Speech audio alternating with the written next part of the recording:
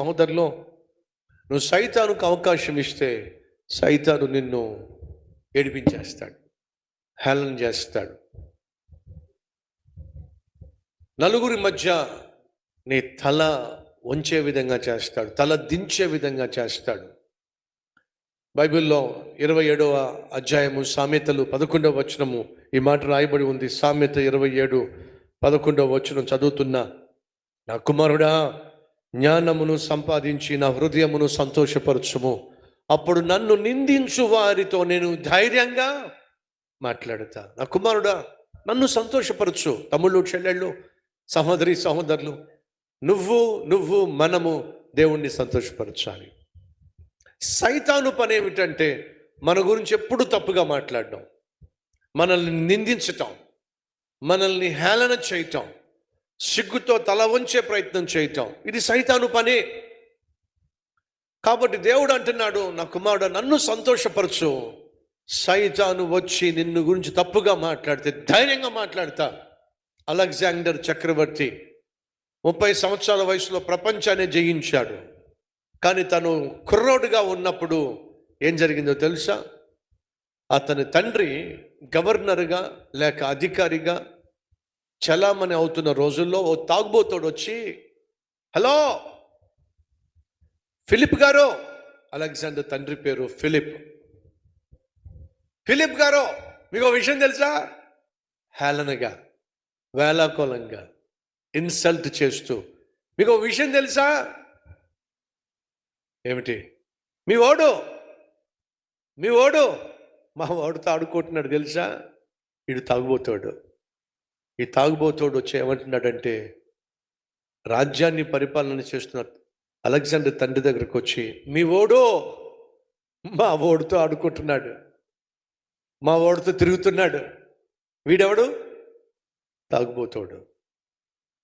ఏమంటున్నాడు?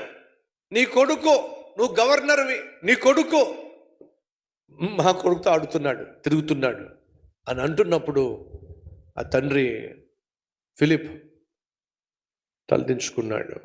ఆ కొడుకు ఒక గవర్నర్ కొడుకు,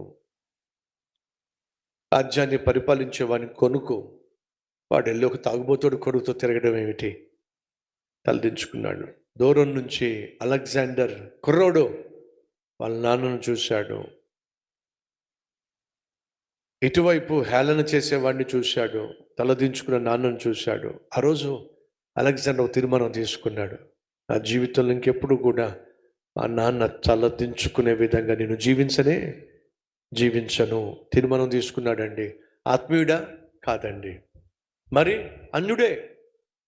కానీ తన తండ్రి తలదించుకోవడం చూసినప్పుడు తలడిల్లిపోయాడండి. తమ్ముళ్ళు, చెల్లెళ్ళో, అమ్మ నాన్న నిన్ను గూర్చి తలదించుకోవడానికి వీల్లేదు. హలో, ఏంటి మీ వాడు 10th క్లాస్ ఫెయిల్ అయిపోయాడంటే కదా అన్నాడు అనుకోండి. తమ్ముళ్ళు వింటున్నారా? చెల్లెళ్ళు వింటున్నారా? నాన్న అమ్మ తలదించుకోవాల్సి వస్తుంది. ఏమొద్దునా, అన్నయ్య ఇంకా ఉద్యోగం సద్యోగం లేకుండా గాలికి తిరుగుతున్నాడంట కదా అని అంటే ఏ భార్య తలెత్తుకోగలుగుతుంది చెప్పండి? సహోదరులు, మిమ్మల్ని గూర్చి మీ భార్య తలదించుకోవడానికి వీల్లేదు. మా సహోదరిలో, మిమ్మల్ని గూర్చి మీ భర్త తలదించుకోవడానికి వీల్లేదు. దేవుడు అంటున్నాడు, నన్ను సంతోషపరచండి, అప్పుడు నన్ను నిందించు వాడికి నేను సరిగ్గా జవాబు చెబుతా. మనం దేవుణ్ణి సంతోషపరచాలి. సంసోను బయటకి బలాఢ్యుడే కానీ తన లోపల ఉన్నటువంటి శరీర ఇచ్చల వల్ల అమ్మాయి పిచ్చిలో పడ్డాడు, ప్రేమదోమ అన్నాడు, ప్రేమ పెళ్ళి అన్నాడు. ఆ ప్రేమ పెళ్ళి పెటాకులు అయిపోయింది. ఆఖరికి తన శరీరంలో బలంగా ఉన్నటువంటి కోరికలు తట్టుకోలేకపోయాడు. వేశ్యల దగ్గరకు వెళ్ళిపోయాడు, వాళ్ళతో పాపం చేశాడు. బయటికి మాత్రం సంసోను బలాఢ్యుడు, లోపల మాత్రం పాపిష్టి పనులన్నీ చేస్తున్నాడు. చేస్తూ పాపం చేస్తూ దొరికిపోయాడు. సహోదరులు సహోదరులు దయచేసి గమనించండి, పడిపోవడం 2 రకాలు. 1 దేవుని ఎదుట పడిపోవడం, 2 మనుషుల ఎదుట పడిపోవడం. వింటున్నారా? నువ్వు ఒంటరిగా ఉన్నప్పుడు చేసే తప్పులు దేవుడు చూస్తున్నాడు, ఇంకెవరు చూడలా.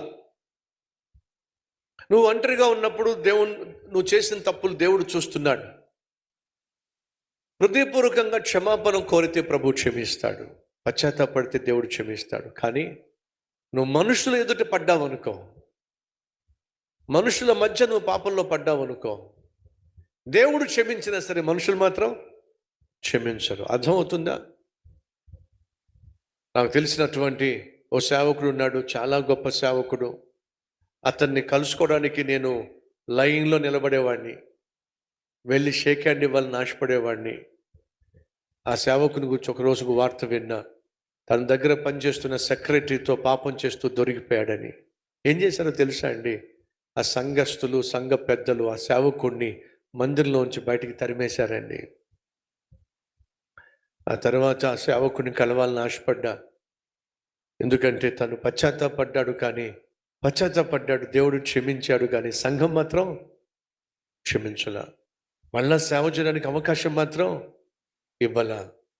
మానసికంగా, శారీరకంగా బహుగా కృంగిపోతున్నాడని తెలిసి ఆయన కలిసే ప్రయత్నం చేశాను. అంతకుముందు నేను ఆయనకు షేక్ హ్యాండ్ ఇవ్వాలని చెప్పి లైన్లో నిలబడితే నన్ను చూసి సంతోషంగా షేక్ హ్యాండ్ ఇచ్చే సేవకుడు నేను వచ్చానని తెలిసినప్పుడు నా ముందు కూర్చొని తల ఎత్తలేకపోయాడండి. ఇలా తలదించుకునే కూర్చున్నాడు.